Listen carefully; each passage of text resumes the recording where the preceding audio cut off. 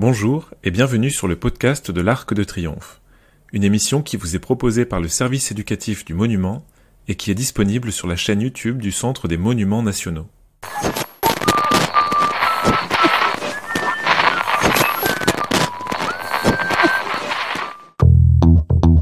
Épisode 3 : Révolte et révolution autour de l'Arc de Triomphe.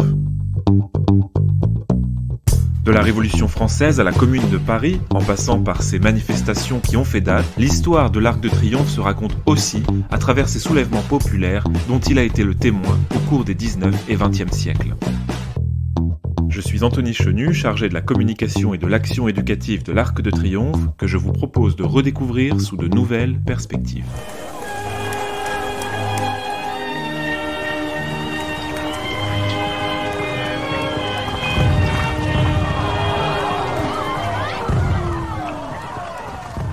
Bonjour à tous, vous écoutez le 3e épisode du podcast de l'Arc de Triomphe.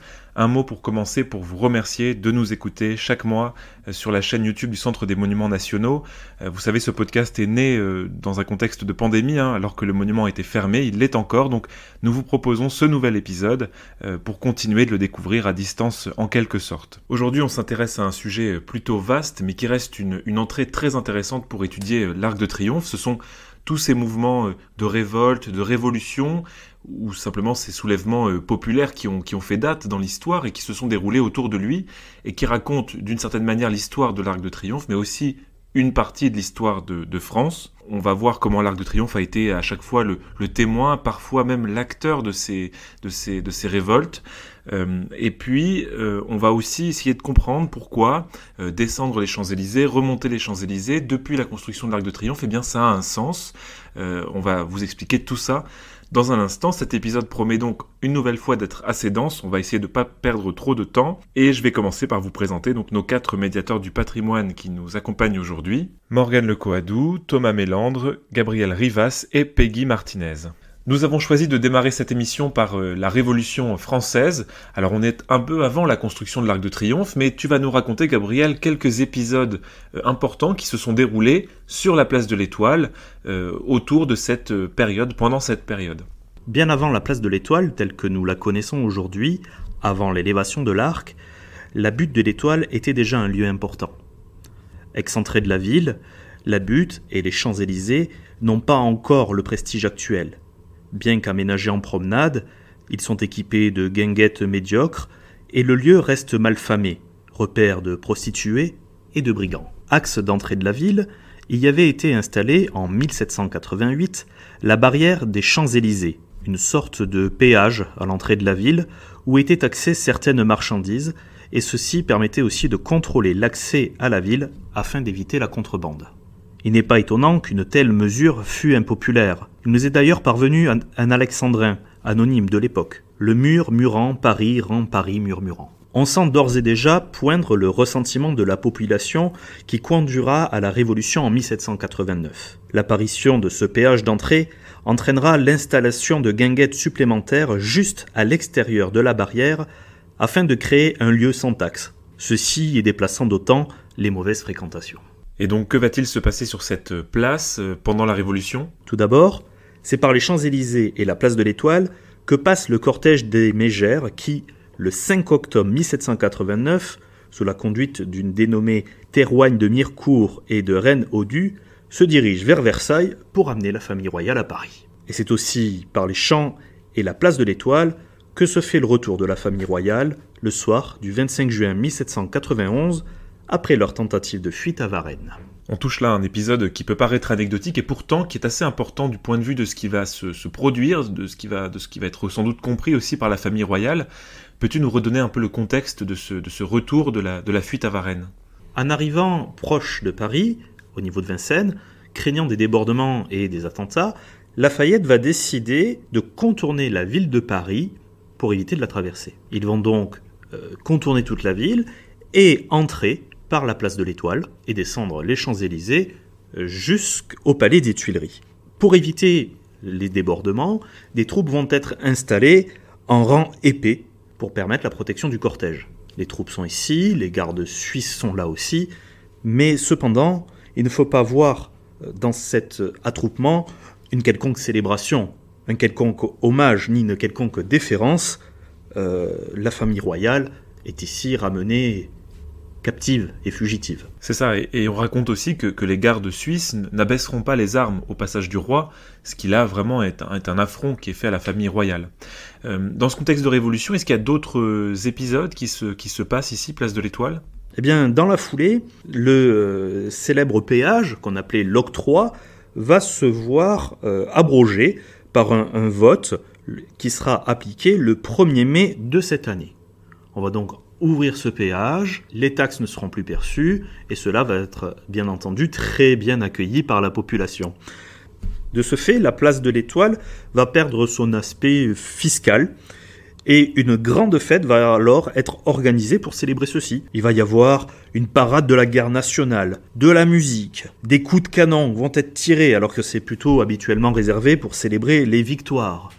Les célébrations vont continuer jusque tard dans la nuit avec des illuminations. Tout Paris est en fête. Et à la barrière de l'Étoile même, sont alors installés des kermesses, des débits de boissons à bas prix, des prix très attractifs. Il est raconté que l'orgie dura plusieurs jours. Peut-être en lien avec l'histoire traditionnellement sulfureuse des lieux, la place de l'Étoile, les guinguettes, l'alcool qui coule à flot, l'orgie. Oui, donc un événement qui n'est pas d'ailleurs sans rappeler ce qui s'est passé lors de la veillée funèbre de Victor Hugo, presque un siècle plus tard, où les Champs-Élysées ont aussi été là, ce lieu un peu festif aussi, avec tous ces excès. Bon, revenons à notre sujet, et donc un dernier épisode peut-être en lien avec la République cette fois-ci, ou la Constitution en tout cas sur la place de l'Étoile. Eh oui, toujours en 1791, un autre événement clé de la Révolution française va avoir lieu ici, sur la place de l'Étoile, la proclamation de la Constitution le 18 septembre. Elle avait été adoptée le 13. Cette Constitution met en place une monarchie constitutionnelle, et elle est, dans un premier temps, bien accueillie par la population. De ce fait, une foule va se rendre à la place de l'Étoile afin de célébrer ceci. Encore une fois, la place de l'Étoile devient un lieu de célébration.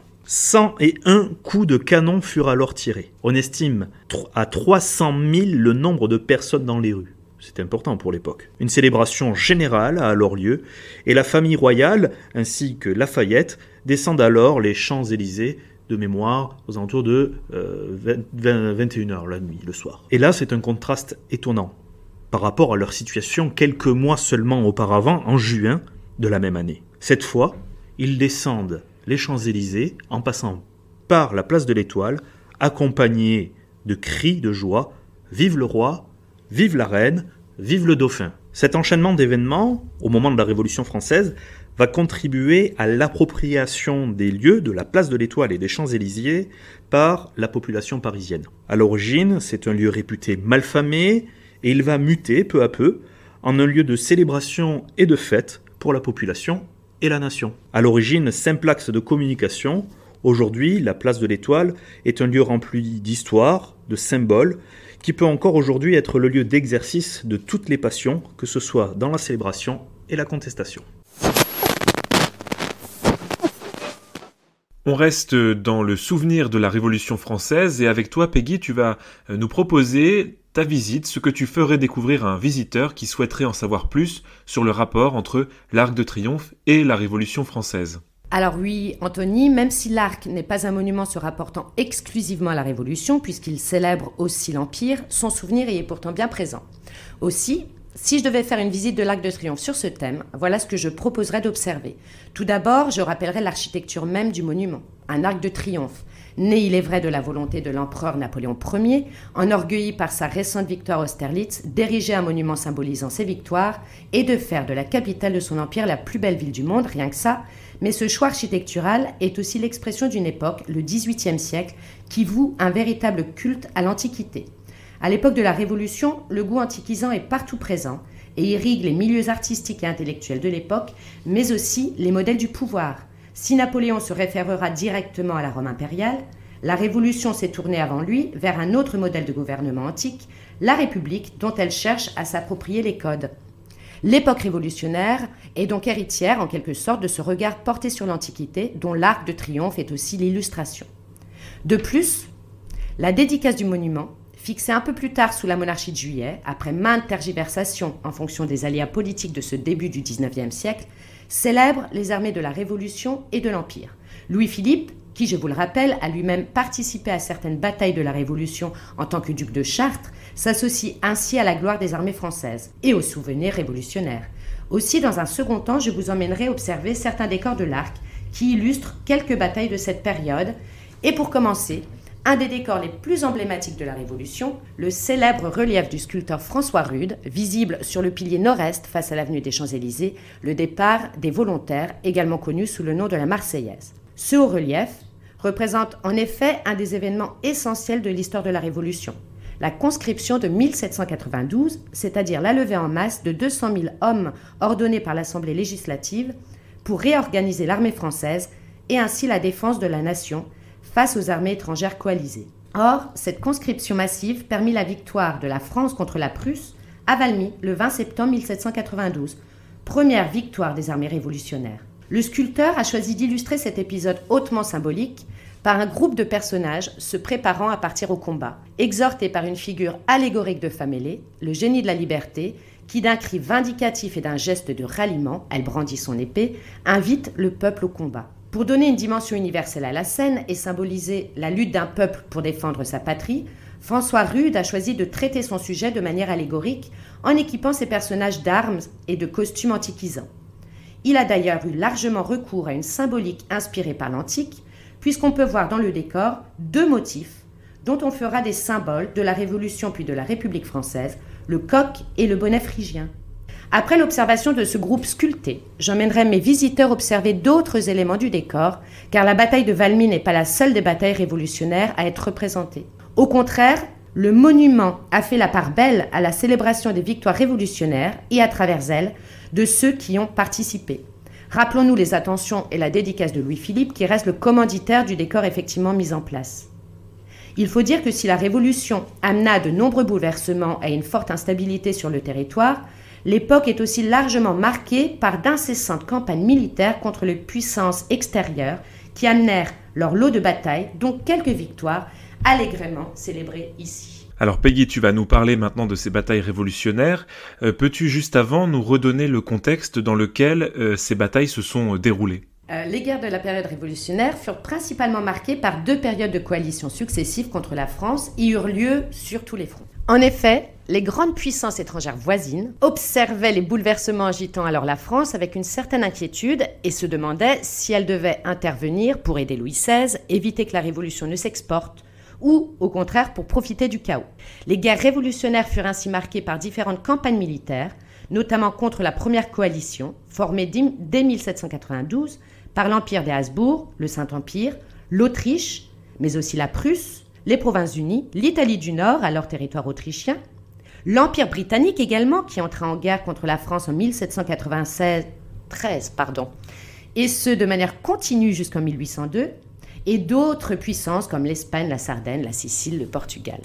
Le feu des batailles sévissait donc sur tous les fronts, alors que la République française devait aussi, au même moment, faire face à des révoltes intérieures en Vendée, dans l'ouest de la France ou dans le sud. Cette première phase de combat fut marquée par quelques victoires ou faits d'armes héroïques grâce à une armée française déterminée, réorganisée et rafraîchie par une politique de levée en masse de soldats comme celle de 1792. Certaines de ces victoires, pour les plus célèbres, sont représentées ici, dans le décor de l'Arc. Aussi, je ferai également observer le relief des funérailles du général Marceau, juste au-dessus de la Marseillaise de François Rude. Ce décor illustre un épisode de la bataille d'Altenkirchen, qui eut lieu en septembre 1796, en Allemagne, opposant les troupes autrichiennes de l'archiduc Charles à celles françaises du général Marceau, général d'infanterie, alors à la tête de l'armée de Sambre-et-Meuse, après s'être illustré dans la guerre de Vendée avec l'armée de l'Ouest. À Altenkirchen, Marceau fit preuve d'une grande bravoure jusqu'à se sacrifier pour repousser les Autrichiens et couvrir la retraite de son armée.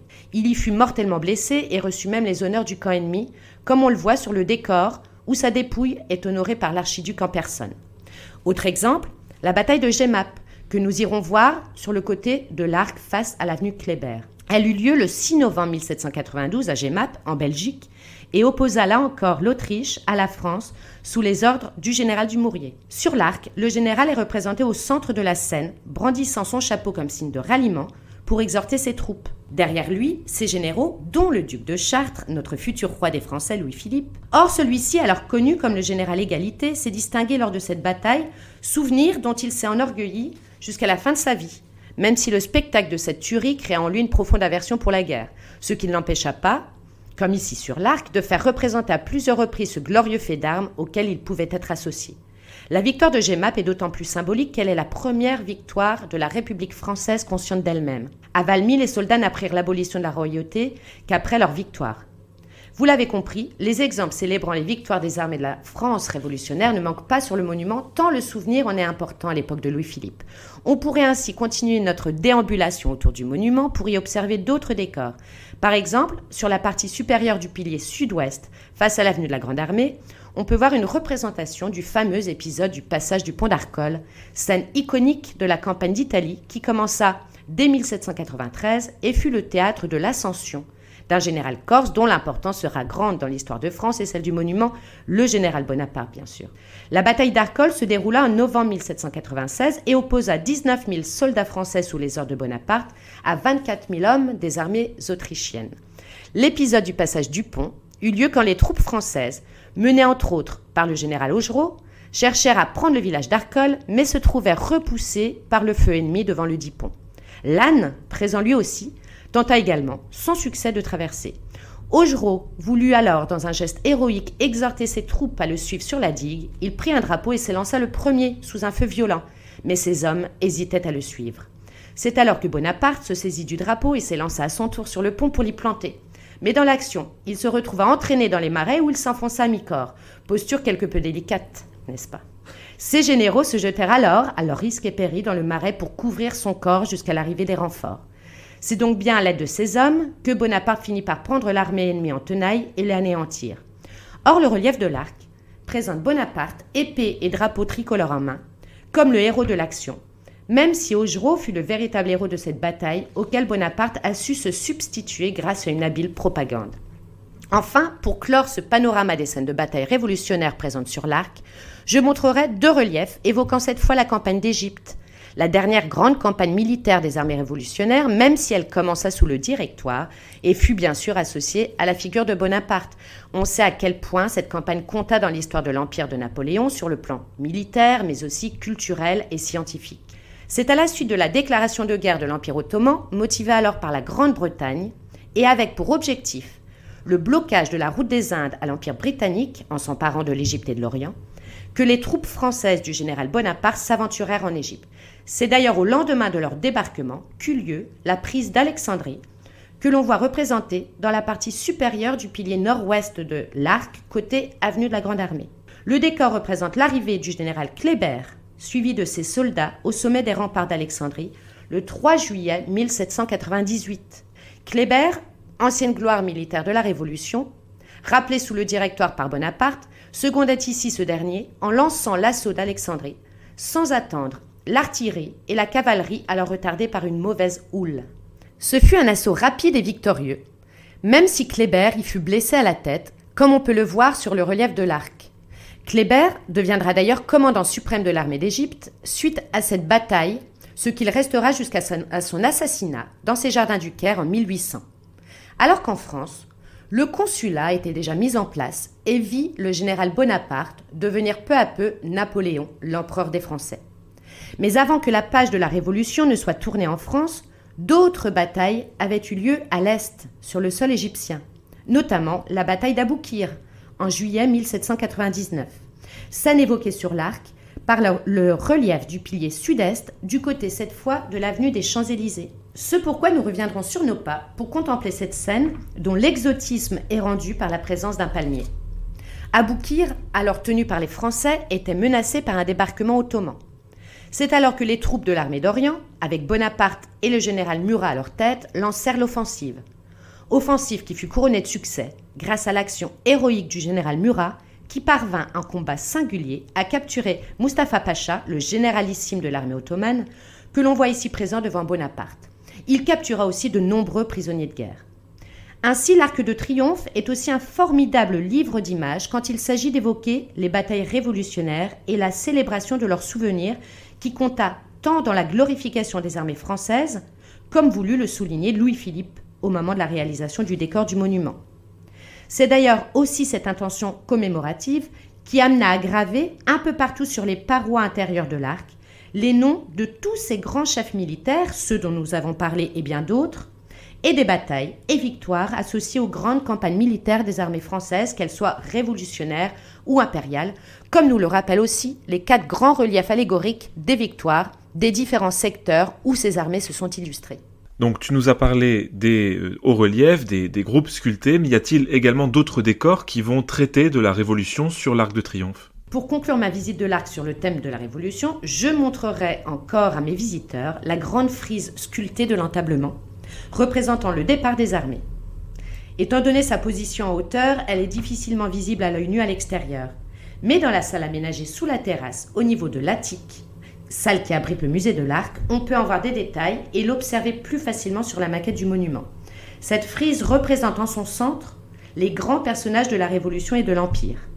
Ainsi, sont rassemblés devant l'Hôtel de la Patrie, aux côtés des grands noms de l'Empire, certains héros ou acteurs de ces batailles, entre autres le duc de Chartres, Kléber, Augereau, mais aussi certains personnages dont les noms restent associés à la Révolution, comme le peintre engagé David, l'officier Rouget de Lille, officier du génie et auteur de la Marseillaise, fameux chant patriotique devenu hymne de la Révolution, puis de la République française, comme vous le savez. À l'origine, ce chant était le chant de guerre pour l'armée du Rhin, que Rouget de Lille composa en 1792 lorsqu'il était en garnison à Strasbourg, à la demande du maire de cette ville. Mais quand les fédérés des provinces gagnèrent Paris pour répondre à l'appel de l'Assemblée qui avait déclaré la patrie en danger face à l'invasion des armées coalisées, ce chant fut repris par les fédérés marseillais et devint la marche des Marseillois, puis la Marseillaise. On peut voir aussi Lafayette, héros de la guerre d'indépendance des États-Unis et une des personnalités les plus célèbres de la Révolution française, il participa au projet de rédaction de la Déclaration des droits de l'homme et du citoyen en 1789, fut commandant de la garde nationale, participa à la démolition de la Bastille, promut les nouvelles couleurs nationales, la cocarde tricolore, et fut un des principaux acteurs des événements des débuts de la Révolution. Il jouera également un rôle très important au moment des journées révolutionnaires qui renversèrent, des années plus tard, Charles X et permirent à Louis-Philippe de monter sur le trône. On comprend bien l'hommage que Louis-Philippe lui rend ici. Enfin, on voit également sur la frise un personnage hautement symbolique de la Révolution, une femme, Madame Roland, dont on fit une égérie de cette période de par son enthousiasme patriotique et son engagement dans le Parti des Girondins, dont elle fut une des représentantes les plus actives en organisant des réunions politiques dans son célèbre salon. Sa fidélité aux idéaux des débuts de la Révolution et à ceux du Parti girondin la vit même sacrifiée sur l'autel de la République à l'époque de la Terreur, puisqu'elle fut arrêtée, incarcérée et guillotinée. Une galerie de portraits donc, qui souligne encore une fois la dédicace de ce monument à la période révolutionnaire tout autant qu'à l'Empire, et nous rappelle que l'Arc reste un des rares monuments encore visibles à Paris, se référant aussi explicitement à la période révolutionnaire. On avance dans le temps, on arrive au tout début de la construction de l'Arc de Triomphe. Thomas, tu vas nous reparler, c'est un peu ton sujet de prédilection, j'ai l'impression, dans ce podcast. Tu vas nous reparler de la période de l'année 1810, là où on a construit cet Arc de Triomphe factice pour le mariage de Napoléon et Marie-Louise, mais tu vas revenir surtout sur une grève, un soulèvement des ouvriers sur le chantier de cette construction éphémère. Alors oui, Anthony, j'avais déjà évoqué il y a quelque temps, lors de notre premier podcast, donc ça date de quelques mois déjà, le mariage de Napoléon. Et donc c'est l'occasion aujourd'hui de revenir sur un épisode assez méconnu de l'histoire de l'Arc, en lien justement avec le mariage de Napoléon, c'est-à-dire une grève des ouvriers de chantier lors de la création d'une maquette géante. Alors on va en reparler. Alors je vous rappelle que Napoléon se remarie en 1810 avec Marie-Louise, qui est l'archiduchesse d'Autriche, et ce remariage va être l'occasion de grandes festivités, puisque Napoléon dépense autant que pour le sacre, et donc Napoléon va projeter à la place de l'Arc de Triomphe, puisqu'il est tout juste démarré, la construction est tout juste démarrée, on est en 1810, et l'arc ne fait que 6 mètres de haut. Donc c'est pas très très glorieux et pas très impressionnant pour faire passer un cortège nuptial. Et donc Napoléon va demander à l'architecte de l'Arc, Chalgrin, de faire construire une maquette grandeur nature de l'Arc de Triomphe. Vous vous souvenez, on en avait déjà parlé. Alors, c'est un projet qui va coûter 511 000 francs, ce qui est quand même assez colossal, puisque c'est un projet qui est éphémère. C'est une toile peinte qui fait une quarantaine de mètres de haut, qui est tendue sur un châssis en quelque sorte d'échafaudage. Alors, ce grand bâtiment éphémère, en fait, il sera posé à l'emplacement de l'Arc de Triomphe, sur les piles de 6 mètres de haut qui sont déjà construites, puisque c'est là où passera finalement le cortège du mariage qui part du château de Saint-Cloud, où il y a eu l'union civile, pour aller jusqu'au Louvre et traverser les Champs-Élysées pour l'union religieuse. Tout cela se déroule fin mars 1810 et doit avoir lieu finalement, le chantier doit être terminé pour le 1er avril. Donc c'est assez rapide et donc on embauche vraiment à toute vitesse des ouvriers pour construire une charpente de 45 mètres de haut. Mais vous allez voir, tout ne va pas se dérouler comme prévu. Alors on y vient, que va-t-il se passer précisément ? Anthony, une grève va éclater.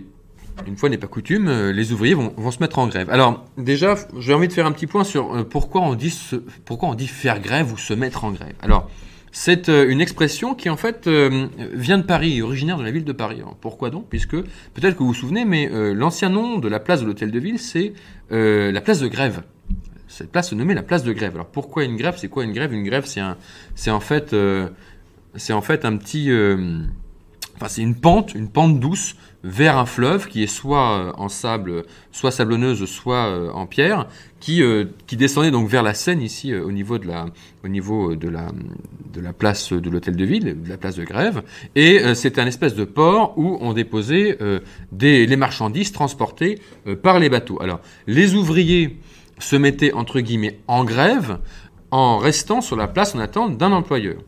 Alors avec les premières protestations au XIXe siècle d'employés sous-payés, certains travailleurs vont se déplacer sur la place de Grève, avant que ça devienne la place d'Hôtel de Ville, sur la place de Grève pour la manifester contre leurs conditions de travail. Et donc, par extension, l'expression se mettre en grève est devenue faire la grève et donc manifester pour des conditions jugées inacceptables. Donc les 500 ouvriers du charpentier vont se mettre en grève afin donc de demander une augmentation puisque leurs conditions de travail sont assez rudes. À savoir que le chantier est préparé dans l'urgence, donc il a fallu recruter très rapidement.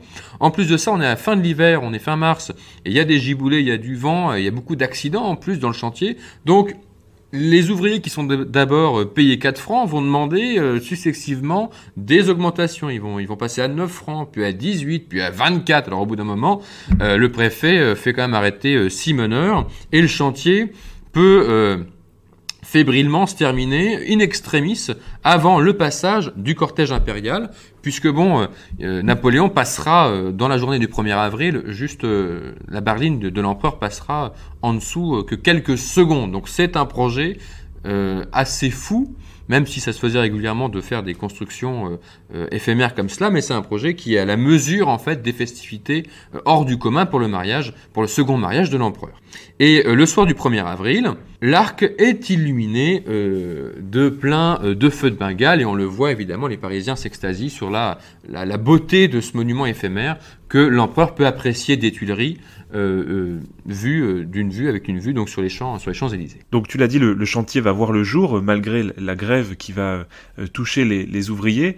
Que va-t-il devenir ce monument éphémère ? Eh bien Anthony, finalement pas grand-chose. Alors les toiles peintes vont être démontées et puis certainement détruites, la charpente également.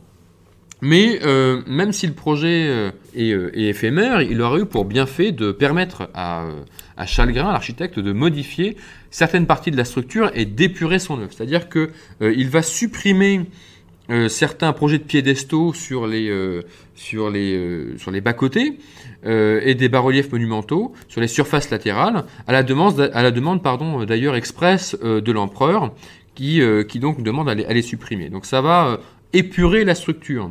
Et ce parti pris plus, on va dire, épuré, colossal et triomphal se rapproche finalement plus de la conception architecturales d'un architecte comme Ledoux ou comme Boulay, qui sont reconnus pour leur construction avec peu d'inscriptions et des caractéristiques assez monumentales, ce qui est d'ailleurs du goût de l'empereur, épurer au maximum la structure de l'Arc de Triomphe pour enlever les colonnes, enlever certains bossages et n'y trouver que peu de groupes sculptés, puisque Napoléon, lui, n'aime pas les allégories. Et donc Chalgrin n'aura pas l'occasion de voir son Arc de Triomphe terminé en pierre, puisqu'il mourra le 20 janvier 1811, et donc il n'aura eu l'occasion de voir finalement l'arc uniquement de manière éphémère en bois et en toile. Et en 1814, lors de la première abdication de l'empereur, le chantier s'arrêtera jusqu'en 1823 et l'Arc de Triomphe ne sera terminé qu'en 1836 sous Louis-Philippe. On te retrouve Thomas pour évoquer la Commune de Paris dont nous fêtons les 150 ans cette année, un épisode révolutionnaire à l'échelle de la capitale mais qui va laisser sans doute des traces sur le monument. Tu vas nous parler donc du rapport des communards de la Commune de Paris à l'Arc de Triomphe. Et oui, Anthony, effectivement, c'est un sujet d'actualité, la Commune de Paris, puisque nous fêtons cette année les 150 ans de la Commune, mais aussi, on l'a un peu oublié, les 150 ans du siège de Paris par les Prussiens et de la fin de la guerre de 70. Donc c'est l'occasion de vous présenter aujourd'hui, en quelques minutes, le destin du monument lors de ces épisodes historiques majeurs, que sont donc la guerre de 70 et la Commune. Alors, pour vous donner un petit peu le contexte, qui est un contexte assez complexe, donc je vais essayer d'aller à l'essentiel, comme il faut le faire. En fait, donc pour vraiment démarrer, comprendre l'aboutissement et pourquoi il y a une commune à Paris finalement, et cette insurrection populaire, eh bien, il faut comprendre qu'en 1870, il y a une guerre qui est déclenchée par la France et Napoléon III contre la Prusse, que Napoléon III finalement perd à la bataille de Sedan, le 2 septembre 70, et là c'est la chute du Second Empire, c'est-à-dire que l'empereur capitule, ce qui provoque des soulèvements dans la capitale, et de facto la déchéance de la famille impériale, et la proclamation de la République le 4 septembre 70. Alors quand je dis 70, c'est 1800 évidemment, je dirais 70 et 71 pour gagner encore un peu de temps dans ce podcast. Donc un gouvernement provisoire de défense nationale est créé, et donc ce gouvernement tente de redresser la situation catastrophique en continuant le combat et en s'installant dans Paris. Cependant, la ville est assiégée par l'armée prussienne entre septembre 70 et janvier 71.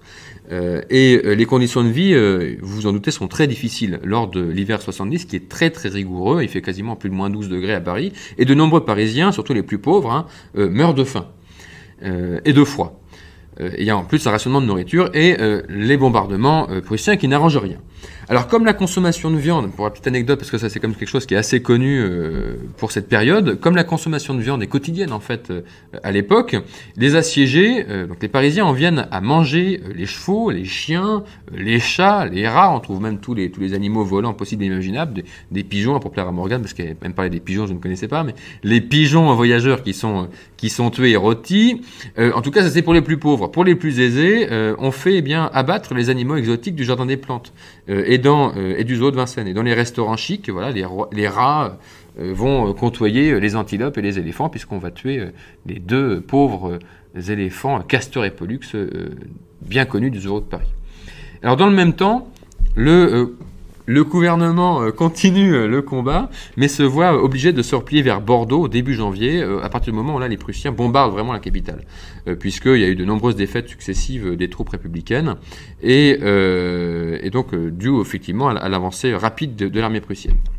Alors le 22 janvier 71 se déroule par ailleurs, alors avant en fait la proclamation de la Commune, se déroule par ailleurs une première insurrection des Parisiens qui vise à empêcher le gouvernement de capituler, qui est un gouvernement assez pacifiste finalement, de capituler face à l'ennemi. Mais cette insurrection va échouer et elle sera réprimée dans le sang par les autorités de la ville de Paris. Alors le 28 janvier 71, l'armistice est signé, la capitale ne s'est pas rendue. Cependant, les Parisiens sont dans l'incompréhension face au choix des autorités et le climat dans Paris est clairement insurrectionnel. Voilà. Et lors du siège, justement, le monument va être au cœur d'un événement majeur qui sera en lien avec le déclenchement de la Commune, justement. Quel a été ce moment majeur dont tu parles, Thomas? On va le savoir dans quelques instants, juste après un extrait sonore, Le Temps des Cerises, composé quelques années avant la Commune de Paris, mais qui sera pour la postérité associé à cet épisode révolutionnaire. On écoute ici la version de Fred Gouin, Et on se retrouve juste après avec toi Thomas pour la suite de cette histoire.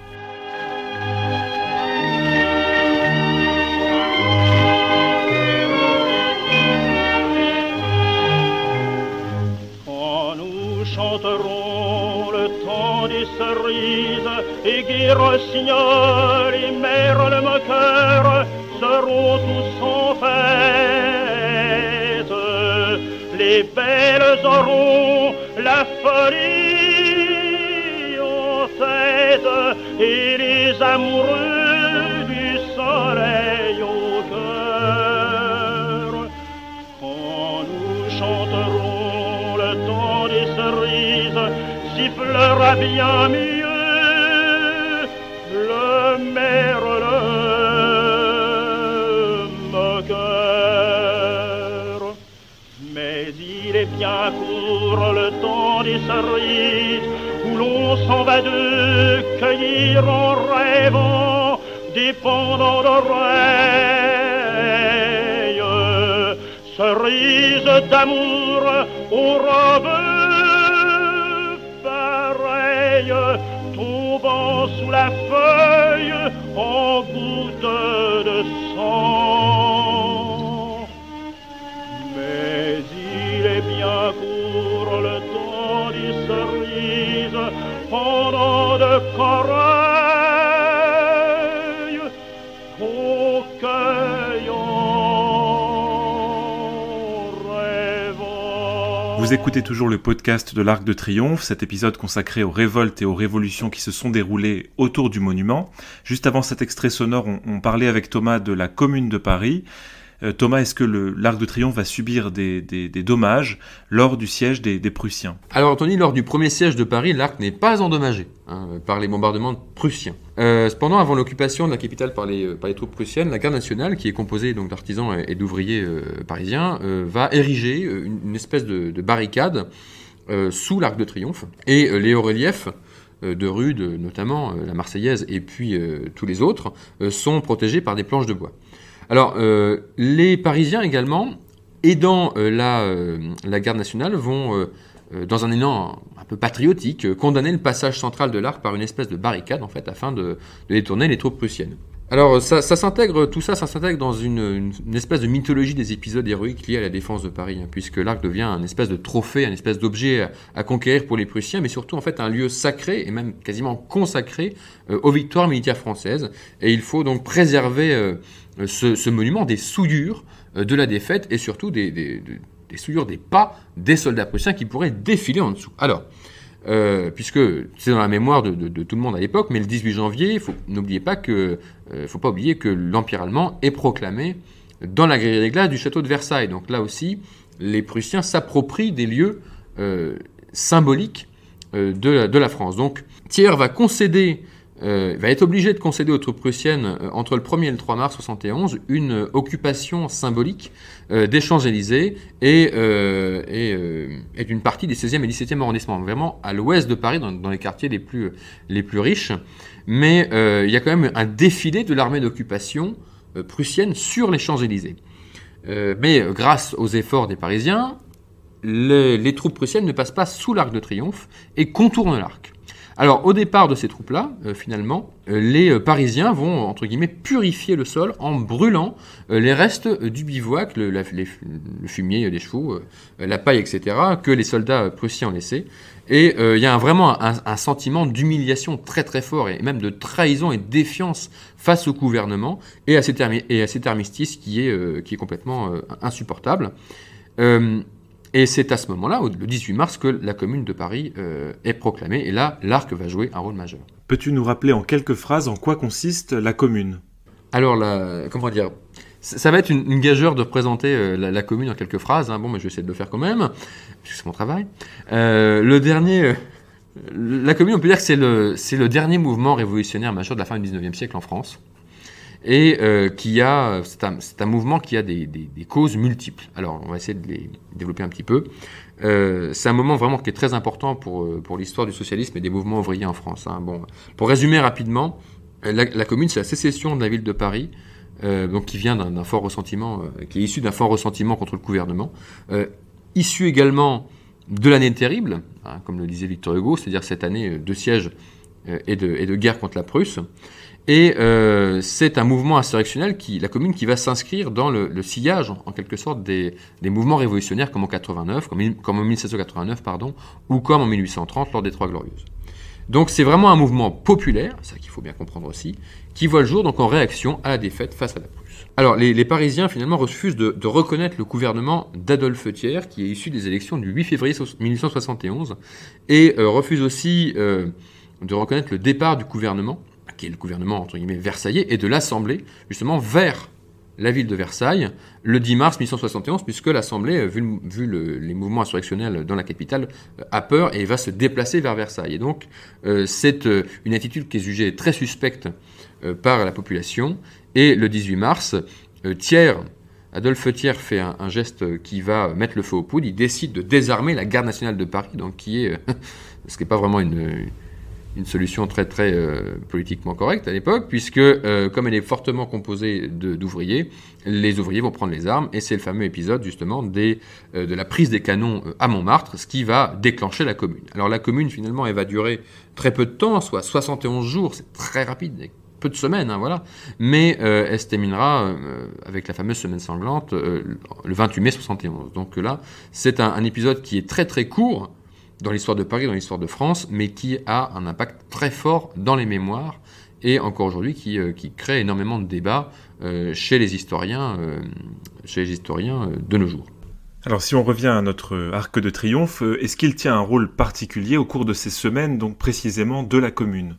Alors oui, en fait, les Versaillais vont attaquer, faire un deuxième siège de la ville de Paris. C'est plus les Prussiens, mais c'est les Versaillais quelques mois plus tard. Donc c'est-à-dire le gouvernement officiel de la France qui va faire un siège autour de Paris, ce qui est quand même assez important pour le souligner. Et donc là, le monument va être touché par les combats. Il va d'abord en fait servir de poste de tir, c'est-à-dire que le 10 avril 1871, des canons vont être hissés sur la terrasse. Une quarantaine d'obus sont tirés, mais malheureusement ça fragilise. Évidemment, c'est les communards qui tirent du canon, je ne l'ai pas précisé, mais vous l'avez deviné, sur les Versaillais, et pour protéger Paris. Les 40 obus donc sont tirés, mais vont fragiliser en fait les fondations de l'arc, et à partir de ce moment-là, parce que ça fait des tremblements et des vibrations dans le monument, l'arc de triomphe devient par la suite donc un poste d'observation, mais un poste d'observation qui est tellement visible que ce soit du point de vue des Versaillais qui bombardent en fait Paris, du haut du Mont Valérien, eh bien le monument va être bombardé, et surtout sur la façade ouest, il va y avoir des éclats, et notamment quelques jours plus tard, le 12 avril, vous avez un obus qui tombe en fait directement sur le groupe sculpté des textes, la Résistance, qui n'éclate pas, mais qui arrive entre les hommes de l'Aube, hein, très précisément entre les hommes de l'Aube qui est devant le cheval, et vous avez énormément d'éclats d'obus qui vont endommager ces groupes sculptés qui sont sur l'ouest du monument, sur la façade ouest du monument. Alors, l'Arc de Triomphe reste debout malgré les bombardements, mais il y a d'autres monuments publics de Paris qui n'auront pas cette chance, c'est ça ? Alors en effet, il y a de nombreux monuments publics, et notamment des monuments napoléoniens, qui sont détruits lors de la Commune.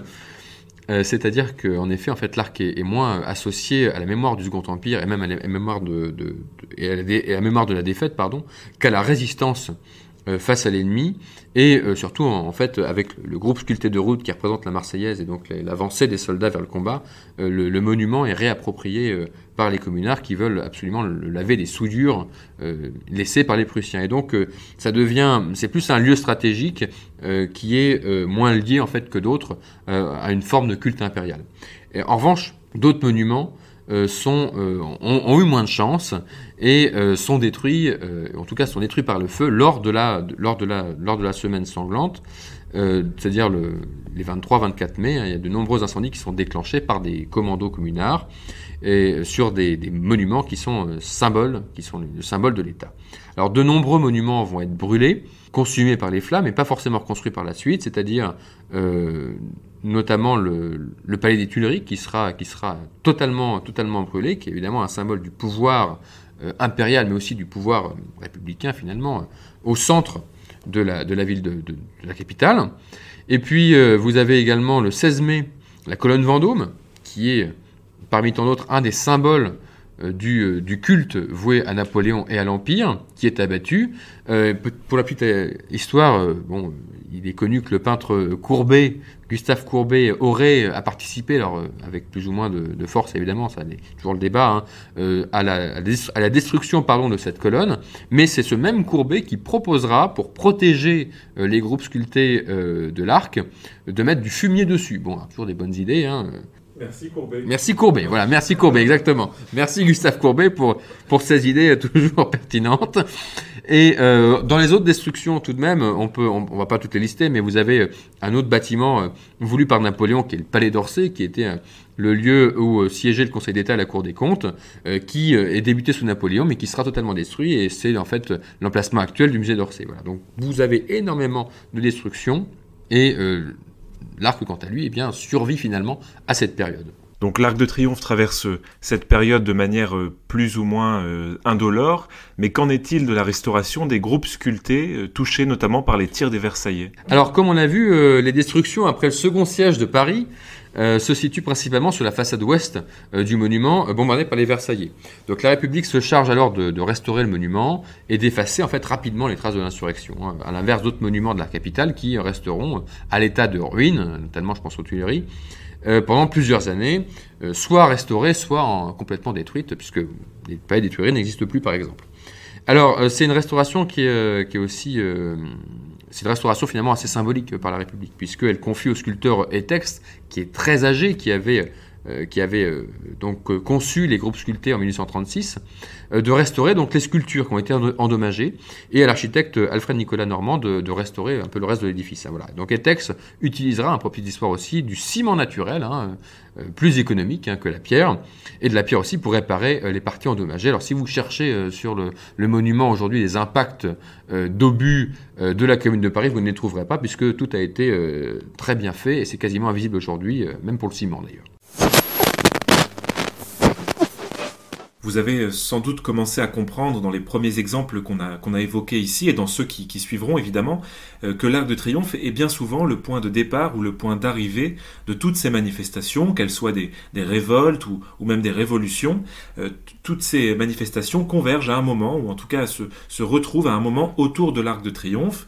Et pour comprendre un peu ce mouvement en fait de remontée des Champs-Élysées vers l'Arc de Triomphe, ou à l'inverse de descente des Champs-Élysées depuis l'Arc de Triomphe, eh bien il faut se rappeler ce qu'est l'Arc de Triomphe à l'origine. On vous en a un peu parlé dans les épisodes précédents, mais l'Arc de Triomphe à l'origine, c'est une porte de gloire militaire sous laquelle défilent les soldats victorieux qui rentrent de la guerre d'un côté, qui partent à la guerre de l'autre.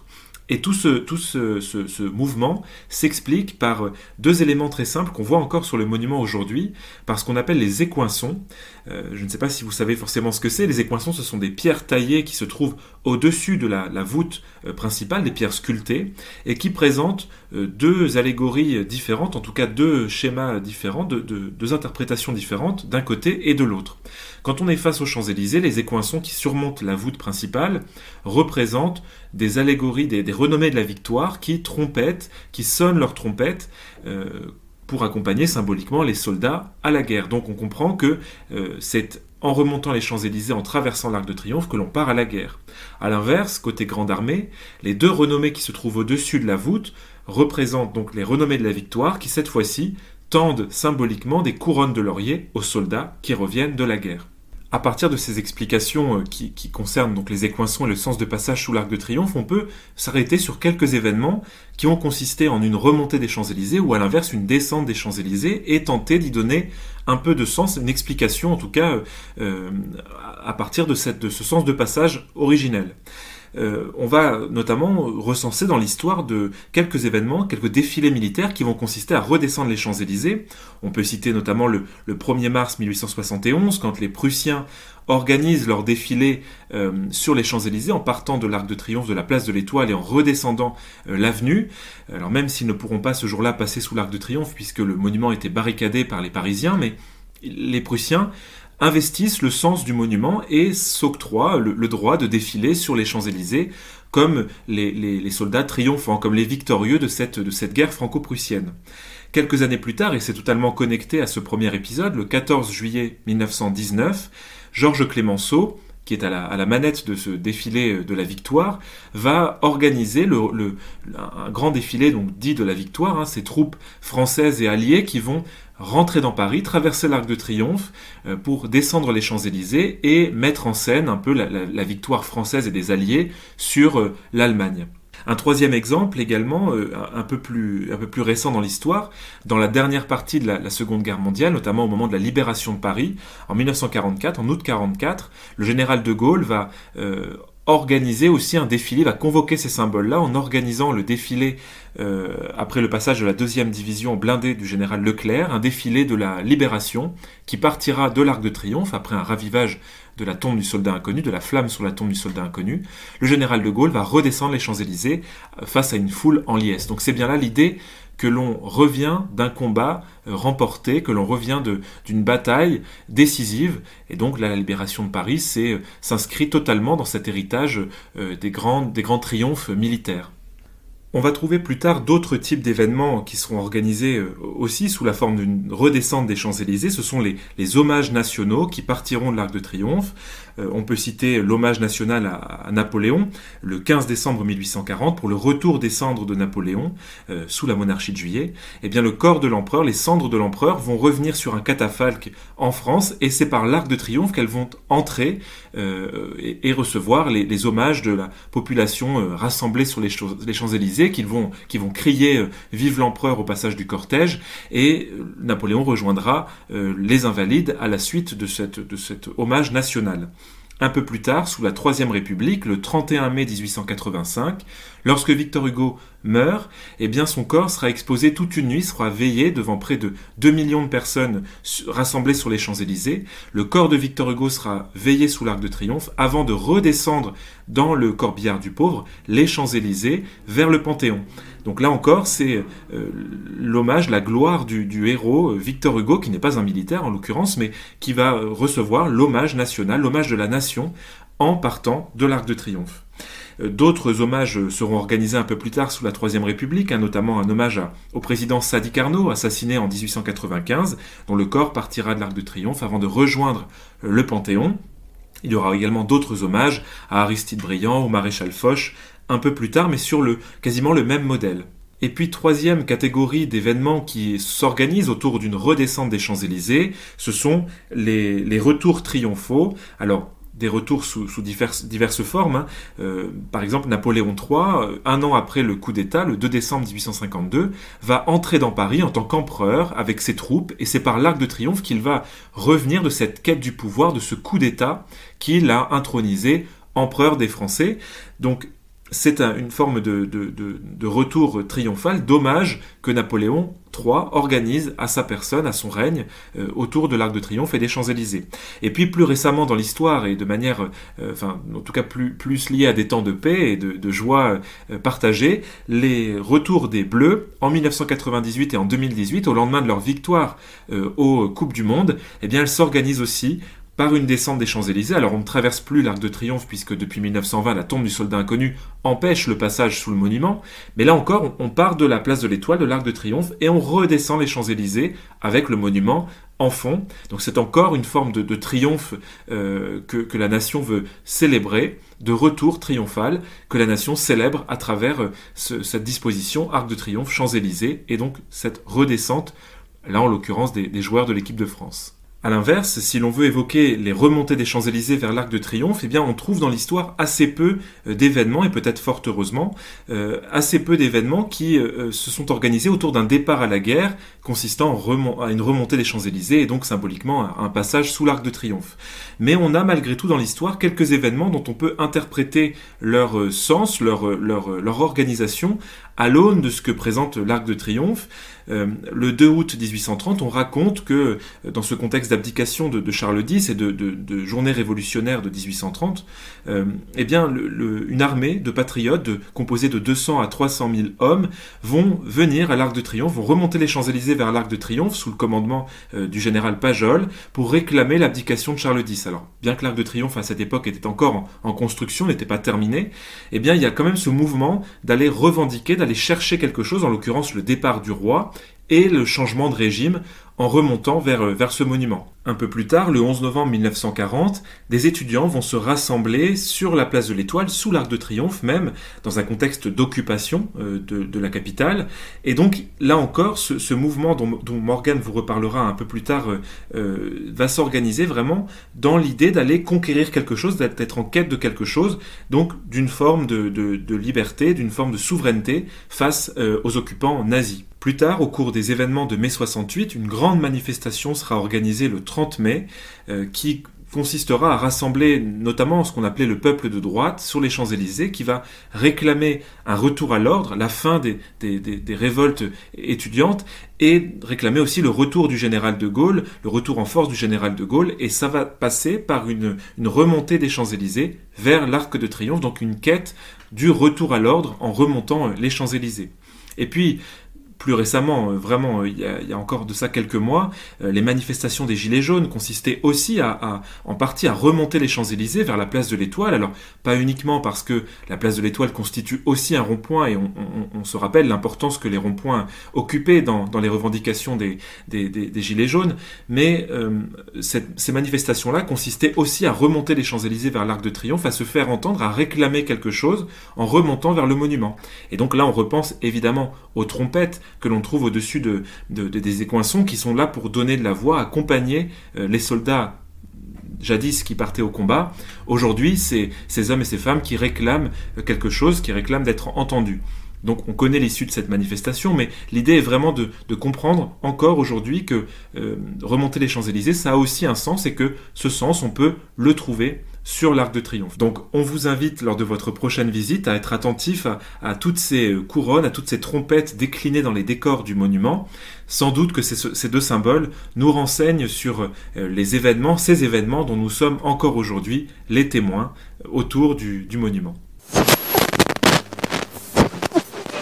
On vient d'évoquer des événements qui se sont déroulés au XXe siècle, et on y reste justement dans cette période avec toi, Morgane. On va terminer par évoquer le 11 novembre 1940, cette manifestation qui est entrée dans l'histoire, ce jour où des étudiants se sont rassemblés sous l'Arc de Triomphe dans un contexte d'occupation.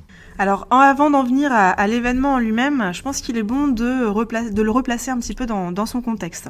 Alors, juste avant cette manifestation, donc, qui a lieu le 11 novembre 1940, il faut se souvenir de ce qui s'est passé un petit peu en amont. Et on va revenir au 12 juin 1940. Puisque la ville de Paris a été déclarée à cette date-là. Elle a été déclarée ville ouverte, et les troupes allemandes vont y entrer dès le 14 juin de cette même année, et défiler notamment autour de l'Arc de Triomphe et sur les Champs-Élysées.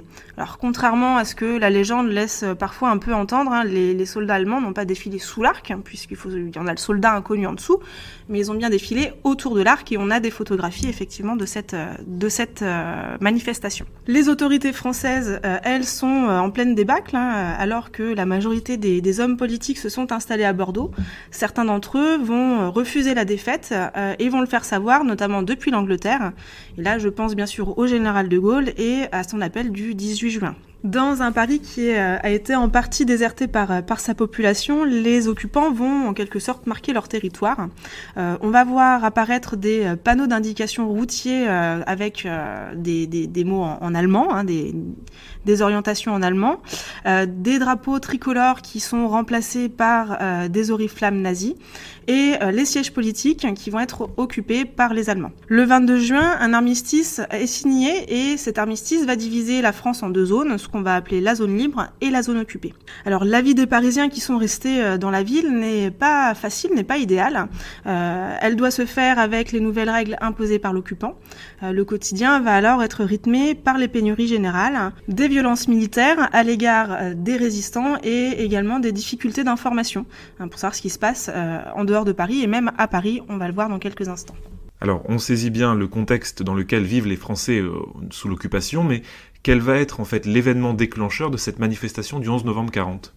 Alors en réalité, ce n'est pas un, mais plusieurs éléments qui vont entraîner cet événement, cette manifestation. Alors il y a techniquement 3 éléments catalyseurs, on pourrait dire. Alors le premier, c'est le 24 octobre 1940, puisque on va voir se rencontrer les deux chefs d'État de la France et de l'Allemagne, donc Adolf Hitler et le maréchal Pétain, et va avoir lieu à Montoire la fameuse poignée de main entre ces deux hommes d'État. Cette poignée de main va marquer l'officialisation de la collaboration de l'État français, du régime de Vichy, avec le régime nazi. Cette poignée de main va déclencher un sursaut patriotique chez les Français, et donc là on va arriver au deuxième élément un peu catalyseur. C'est des manifestations étudiantes qui vont éclater, notamment à la Sorbonne, et face aux tensions palpables dans les territoires occupés, eh bien les Allemands vont décider dès le 26 octobre d'annuler les commémorations de l'armistice du 11 novembre. Alors à la place, on propose que des commémorations se déroulent le 1er novembre, donc le jour de la Toussaint, de la fête des morts. Et malgré une interdiction de manifester à Paris en ce 1er novembre, eh bien, on va constater que de nombreux regroupements vont avoir lieu, des regroupements complètement spontanés, et notamment sur la tombe du soldat inconnu. Donc le 1er novembre 1940, on estime qu'environ 20 000 personnes sont rendues sur la tombe du soldat inconnu et ont déposé environ 500 bouquets. Le troisième et dernier élément dont on peut parler comme élément déclencheur, eh bien, c'est l'arrestation de Paul Langevin, qui aura lieu le 30 octobre. Et ce scientifique, qui enseigne notamment dans les universités parisiennes, est également un grand défenseur de la culture française. Et il va être arrêté pour son antifascisme, complètement assumé pour le coup. Et pour montrer leur mécontentement, les étudiants qui sont proches du Parti communiste et qui adhèrent finalement aux idées de Paul Langevin, eh bien, vont organiser une manifestation à l'Université de Paris le 8 novembre. Alors de nombreux incidents vont avoir lieu en marge de cette manifestation, et ça ne se déroulera pas que le 8 novembre, mais entre en fait le 1er novembre et le 11 novembre. Alors, il y a une dernière chose qui ne fait pas tout à fait partie des éléments catalyseurs, mais qui est quand même important d'aborder, c'est la circulation d'un papier, donc qui va se circuler parmi les populations estudiantines. Et ce papier, en fait, appelle à la manifestation depuis le début novembre, et il est complètement impossible d'identifier son auteur. Et que disait ce message ? Alors, ce message nous dit très précisément: étudiant de France, le 11 novembre est resté pour toi jour de fête nationale. Malgré l'ordre des autorités opprimantes, il sera jour de recueillement. Tu n'assisteras à aucun cours, tu iras honorer le soldat inconnu à 17h30. Le 11 novembre 1918 fut le jour d'une grande victoire. Le 11 novembre 1940 sera le signal d'une plus grande encore. Tous les étudiants sont solidaires pour que vive la France. Et en tout petit, recopie ces lignes et diffuse-les. Alors, les autorités d'occupation ont senti l'agitation parmi la jeunesse, et donc avant le 11 novembre, donc le jour férié va être interdit finalement, enfin en tout cas ne sera pas maintenu, et les lycéens et étudiants sont sommés d'aller en cours. Alors, à cette occasion, Gustave Roussy, qui est alors le recteur de la Sorbonne, réunit les chefs d'établissement des universités et des lycées parisiens pour leur donner connaissance donc de la circulaire qui proscrit toute manifestation donc dans Paris. Et certains proviseurs vont lire ce message à leurs étudiants, à leurs lycéens, dans la matinée en fait du 11 novembre 1940. En dehors de cette révolte estudiantine, dès 5h30, on va voir apparaître une gerbe de fleurs qui est déposée sous la statue de Georges Clemenceau, qui se situe en bas des Champs-Élysées. Un message va accompagner cette gerbe de fleurs. Alors ce message nous dit: en témoignage d'admiration envers l'homme qui ne voulut jamais capituler et ne désespérait pas de la patrie. En plus de ce message, on va voir une petite carte de visite qui nous dit que ce message est destiné, ou en tout cas a été rédigé par le général de Gaulle à l'organisation de la victoire. Alors d'autres fleurs sont déposées, là pour le coup plus spontanément au pied de cette statue, et l'ensemble va disparaître dans la matinée. Alors on ne sait pas si c'est le fait des Allemands ou des autorités françaises. Dans l'après-midi, on va voir, malgré les messages qui interdisaient les manifestations, eh bien on va voir les jeunes qui vont petit à petit se regrouper au sein de leurs établissements et vont se mettre en route pour se rendre sur la place de l'Étoile. Donc on en vient véritablement à l'événement. Parmi ces groupes de lycéens ou d'étudiants, eh bien on a les lycéens du lycée donc Janson de Sailly, donc qui se situe dans le 16e arrondissement, et qui vont transporter avec eux une gerbe de fleurs qu'on pourrait dire monumentale. Alors cette gerbe de fleurs représente une croix de Lorraine qui est réalisée en œillet blanc. Alors ces œillets blancs avaient été colorés pour l'occasion par le fleuriste et sa femme, nous dit un témoin. Cette gerbe mesure 2 mètres de long. Donc il faut s'imaginer un groupe de lycéens se baladant dans les rues parisiennes avec une gerbe en forme de croix de Lorraine. Ça devait être quand même assez particulier. À 16h, l'ensemble, ou en tout cas la quasi-totalité des groupes d'étudiants et de lycéens vont arriver sur la place de l'Étoile. Et on estime qu'à 17h, on est à l'apogée de la manifestation.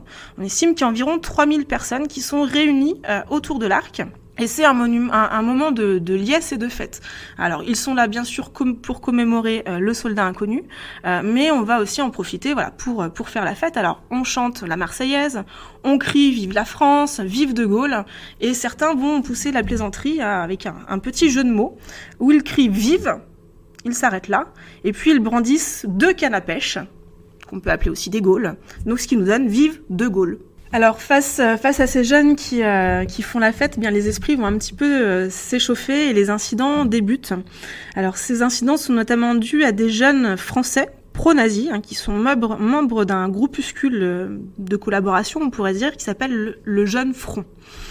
Et donc ces jeunes vont se confronter donc aux jeunes manifestants, et les forces de l'ordre françaises et allemandes qui jusque-là s'étaient un peu tenues en retrait, eh bien vont prendre part à la confrontation, et dès lors des coups de feu sont tirés directement dans la foule, et des jeunes sont arrêtés sur le moment. Et bien sûr, face aux échauffourées, on pourrait dire, eh bien la foule se disperse petit à petit, et on estime qu'à 18h, eh bien il n'y a plus personne autour de l'Arc de Triomphe.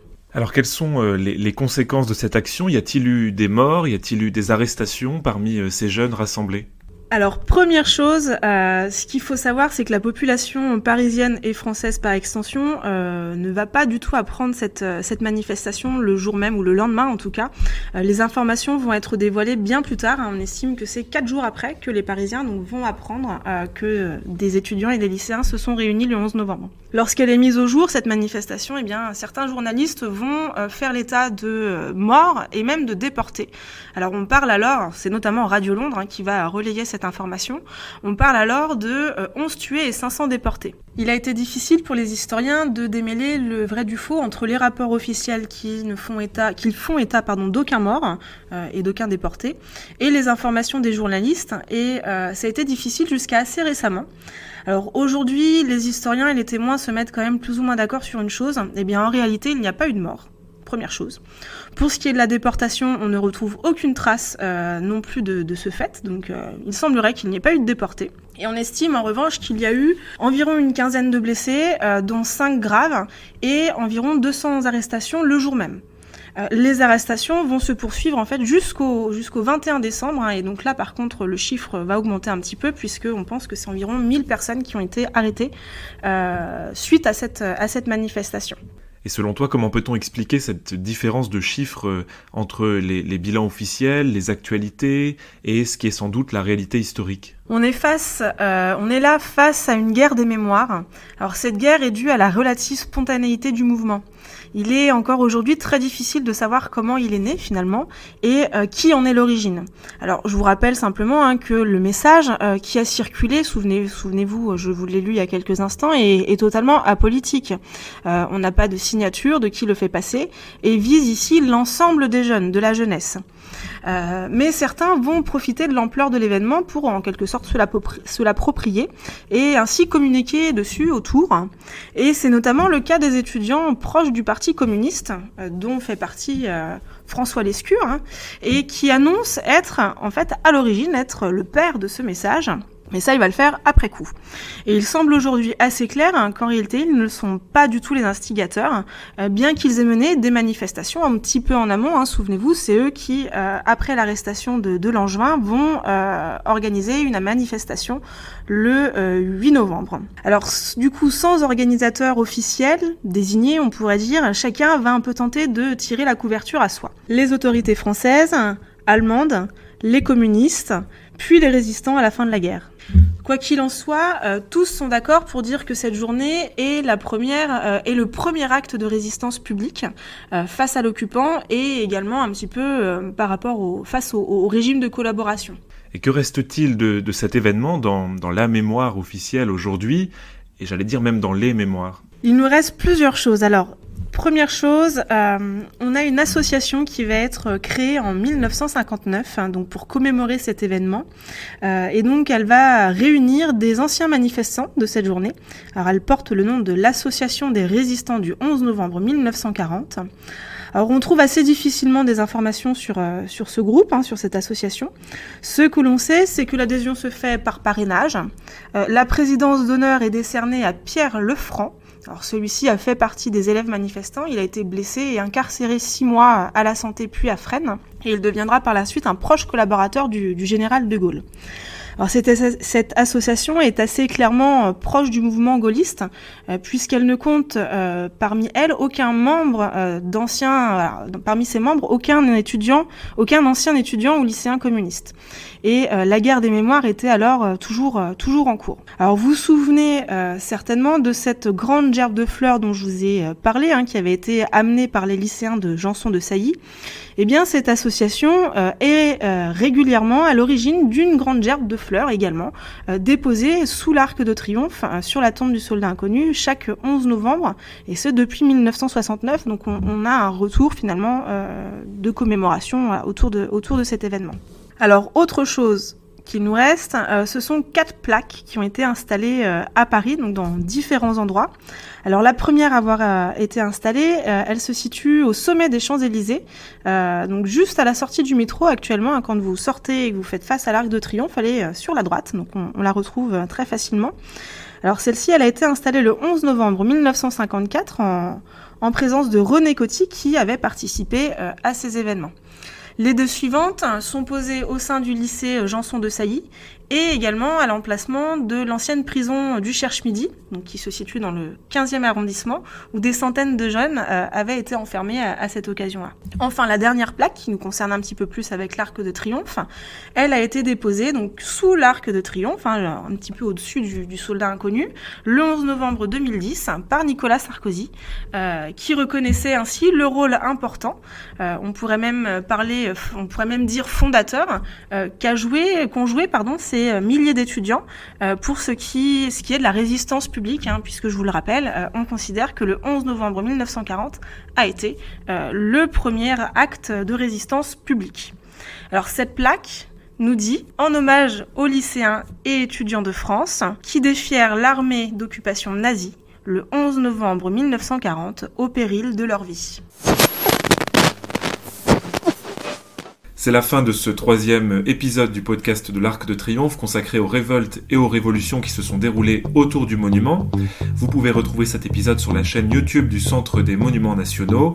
L'Arc de Triomphe est aussi présent, pour rappel, sur Twitter et sur Instagram, mais également sur son site si vous souhaitez consulter des articles, aller plus loin sur l'histoire du monument, www.paris-arc-2-triomphe.fr.